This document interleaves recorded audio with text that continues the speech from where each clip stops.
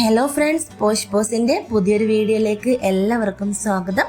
ഇന്ന് posh pose എത്തിയിരിക്കുന്നത് നല്ല അടിപൊളി മാൾട്ടിപ്പൂ കുഞ്ഞുങ്ങളുടെ കളക്ഷൻസുമായിട്ടാണ്.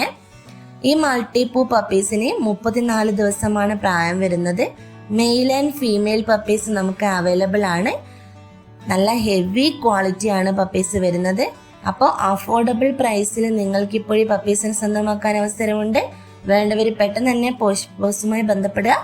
ഓൾ ഇന്ത്യ നമുക്ക് ഡെലിവറി അവൈലബിൾ ആണ്.